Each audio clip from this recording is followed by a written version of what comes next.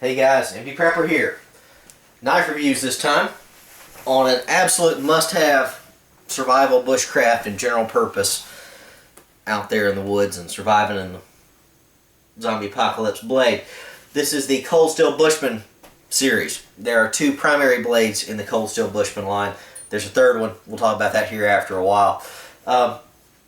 These are great blades. These are a standard for bushcraft and all that. They're not as universal as the Moras, but for your larger style blades, for low cost, there's nothing better than this. Now, I like my other blades. I like my Condor tool and knife and all that. I would put the Condor tool and knife a little bit higher quality and obviously a little bit higher price. So, that being said, let's just review these for right now.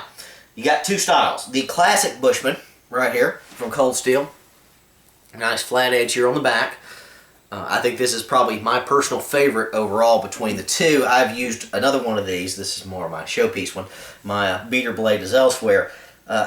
This one's my favorite. I think I can do more with this one than the alternative. The alternative style here is called the Bowie Blade, which is obviously a Bowie style blade, if you know anything about Bowie blades. No, nothing wrong with the Bowie knife. Bowie knives have been around since forever here in America anyway, just about. Great stuff. You can do a lot with the Bowie. I just think that the standard classic style here is probably going to be a bit better than this one. Your opinion and uses may vary. That's fine. No big deal. I've got both, like both. If I had to only choose one, probably choose this one. The back edge of this being flat, I can use this for batoning, that sort of stuff, easier than this one. Could you baton with this one with the weird little angle here on the back of the Bowie blade? Yeah, you could. But I don't think you could baton as effectively. I've not done much batoning with these style Bowie blades. I've got another one of these as well. I just tend to reach and grab this one. Personal preference. Whatever. Alright, stats on this stuff, guys. They're SK5 high carbon steel. Both of them. The standard Bushman, is what we're going to call that one, is 9.8 ounces. The Bowie is got a little bit more metal here because of the back here. It is 10.1 ounces, so negligible difference overall. Really, again, comes down to preference. They are 3/32 of an inch wide, which is 2.5 millimeters thick. You say, that's not real thick. Well, it's thick enough. Don't know how well you can see that. They're the same, so I'm not going to show them both. But there are plenty of destruction tests on this thing online. I'm not going to do a destruction test because you look it up. These things are nigh on indestructible. They're probably the most indestructible blade I've ever seen a review on. These things are great. You can beat this thing to death and it's going to keep on ticking, which is probably its greatest asset. It's got some hits against it. It's not the perfect blade of all time, but for the $20 to $25 price range, and $25 is expensive if you ask me. I say look around till you can find them for $19 to $20. They're great. They're going to do what you need to. They're probably not the best fighting knife in the world, though you could use it for that. If you're going to do combat with this, we'll talk about that in a second. Rest of the stats on these. These things are identical in blade length and width. Let's see if we can get those lined up perfectly. Maybe not quite there. Anyway, close enough. 7-inch blades. Big blades. This is what I would call a large bushcraft knife in my standards. And it's 12 1/4 inch overall. That's the same for both of them. So same cutting edge, same blade edge, that type thing, and same length, just a different blade style. You got a little more belly here, obviously, in the Bowie style. You got a little more of a point here, in my opinion, for stabbing and all of that with your standard Bushman. So, that being said, they cost about the same, roughly $20 to $25 online, if you look around. Now, these things aren't exactly full tang, though I would probably rank them up there with full tang, just due to the way these things are constructed. Full tang, of course, is a single flat bar of metal going down the entire length, but these things have a hollow handle. The hollow, well, that's not real strong. Looking at my Rambo knives and all that, well, this is all one piece. The whole blade is one piece, and you've probably already seen these online. I just figured I'd do my own YouTube vid on them. But the fact this thing is rolled steel, you got your blade and they roll this piece, weld it all together. Seamless little weld here. You can actually see where the weld is done on the inside, but you can't feel it on the outside. This thing is strong, tough as nails. You're going to be able to baton just about anything with this thing. Now, in addition, these hollow handles, you say, why do you want that? Well, a lot of options. The primary option with the hollow handle is that you can use a spear point for self-defense. So if I was going to use this thing for defense, why in the world would I want to get this close to you when I can have a 6-foot pole and stab you from afar? Throw this at something, spear a deer or something like that. Or if I'm out in the bushcraft in my tent, slide this thing in there with me. If some bear shows up, well, I'd rather poke him from a distance as opposed to get right in his face with his big old fangs and all that and claws. Distance is better. A spear is an infinitely better weapon than a knife. Better to keep your opponent at bay. Whether that's wild game, wildlife, carnivores, that type of stuff, wild dogs, wolves, whatever, or people.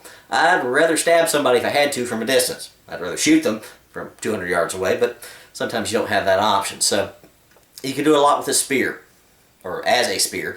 You can throw it, you can jab with it, etc. We're not going to talk about spear tactics here, but the spear option of this is fantastic. Now, how often are you going to use that? Hopefully never. Again, I hopefully never have to take either of these out in the bushcraft and absolutely, truly have to survive with them, but they will do the job and they will do it well, just as well as a lot of other blades, but for the price point, these things can't be beat. Again, there's a ton of videos online about these things. I'm not the first one. Not going to get that many hits, but I just figured I'd do it. You need to know about this thing if you don't already, and just want to give my 2 cents on it. Added bonus. You can use this for storage. You can have a little small plastic cylinder, little cap on it, that type of stuff. Put a little fishing kit in here, anything like that. These grips, now again, would I really want to stab something with this as my hand slides up the blade? Probably not going to happen with the finish on this thing, but probably not my first choice. You can wrap this in paracord. Have not done so yet. Probably will do so. When I do, I may do a bit on that. For the spear point attachment options, you flip this thing around. You've got a hole right there, which you can put a screw or a nail, anything like that, beat that through there to keep your wood shaft on the thing. Now, in addition, if one is done, two is one. Now, I don't know if you can see that, but there's a notch. There we go. Notch right there. We can put another nail or a screw. Have a secondary option at a 45-degree angle from this one. Not 45, 90-degree rather. Extra point of strength. Both these have that, and I'm going to show both of them. They're exactly the same. But you want to secure this as a spear, you can do so easily. Again, I don't use these for storage or anything like that, the hollow handles, but you could if you wanted to. Primary purpose, lightens the blade, does not seem to affect strength in any reasonable way. Just gives you some options. It's just unique, and I think it's a little bit cheaper here to make for them. Now, both these come with a standard style sheath from Cold Steel. Not the fanciest sheath in the world, but it's good enough. Cordura, or Corex as they call it. Standard belt loop here. Nothing fancy at all. No plastic line or anything like that. One thing you want to know about these blades, when you get this sheath to start with, the sheath's going to come out flat. And you're going to put it in there like that and go, wow, that's not the best retention in the world. It's not. You're supposed to shove this blade down in there. Once you shove it down in, it's going to form up. If you can see that right there. You got your little bump there on both sides. That's what holds this blade in. I didn't know that to start with. I'm like, man, I don't like that. Well, then I looked at the thing and went, that doesn't go very deep. Why is it so shallow? What's the point of all this? Well, because I didn't have it all the way. This was years ago. Push that thing in, you gotta use a bit of force. It's going to retain in fairly well. Not the best in the world, but again, under general purpose use, you're not going to have a problem. Lots of nice heavy rivets, decent stitching on there. Again, not the best in the world. Marbles is better. Hint there, Cold Steel. One good thing about this, you've got a big, big pouch here on the side. Now, this one's obviously empty. Let me show you the one I use for my Bowie. This is the one I keep in the car. Like I said, I don't like this as much for general field use, but for my car, this is going to be a get-home bag. If I pull a knife on somebody, if I have to, would likely pull a gun first, but the Bowie pattern is recognizable. People will see this and go, uh-oh, that's bad news. This is a bad-looking blade. For combat, I like the sweep of this belly, that type thing. I've got plenty of other knives I'd rather use for in-close work, but you got to carry one to get home. This is going to do the job. I'm going to do it fine. I'm going to scare off a lot of folks if I had to make a spear out of it. This thing's bigger. It's more visible. So for scare tactics, this is going to work better. Now, like I was saying with the sheath, same sheath exactly. This one, though, is a bit of a mini survival kit. Just threw it in there. I have got ferro rod in there. You say, is that going to slip out? Well, probably not, because the cordage on this little thing sticks to the Velcro as well. It fits in there fairly well. So, fire source, always useful. And, finally, a little Altoid Survival Kit. Now, I'm not going to go over that right now, but it's your standard little Altoid Survival Kit. Got lots of options in it. I'll talk about Altoid Survival Tins at some other point. But anyway, let me shove all this back down in here as best I can. It all fits in there fairly nice. Again, thickens it up, but this is going to be on my belt when I need it. So that's going to do the job. If I had to, I could walk out in the woods with just this and do fairly well. I'd probably take a water bottle because I've got those in the car too. But great blades. Fantastic blades for the very low price point. I just did a review on the Condor Tool Knife Iran, which is again a larger style blade. Here it is right here, if you can see that. Blade edges to blade edges, let me line those up right about there. Effective length of the handle is going to be the same. No lanyard hole on these. Not technically, though, you could use that little hole on the bottom side if you wanted one. Little bit longer blade. I think that is about less than a ½ inch, give or take. For general purpose, they're all good blades. These are thinner. This one's going to be a better long-term, heavy-duty batoning type blade. That type of thing. Nothing wrong with any of them, though. These have a sharper point on them, however, for finer work. But again, you're going to do finer work, these are too big of blades. You're going to need yourself something like a Mora knife to go with this for small stuff, a little pocket fold or something like that. So anyway, let's take this one away because that one doesn't quite count. We're not talking about that one right now. We're talking about Cold Steel Bushmans. If you do not own one of these, get one. They're cheap. You got to have one. You're never going to regret it. Does the job. Does it really, really well. Are there better knives? Yes. But if you know how to use a good larger size blade for batoning, bushcraft, all that, you will not be disappointed.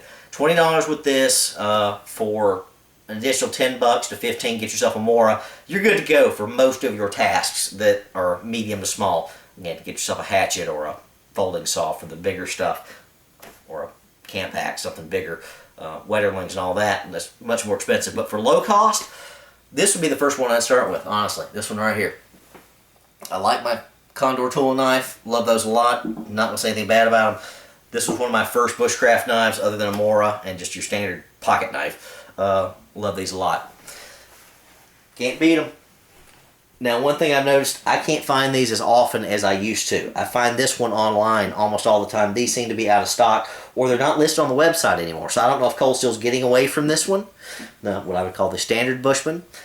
I don't know. You see these still a lot, same price point. I just don't know what the deal is with that. Hopefully they're not phasing these out. If so, I need to buy myself a few more of them. Anyway, MD Prepper out on the Cold Steel Bushman. An absolute must-have, low-cost blade. MD Prepper out.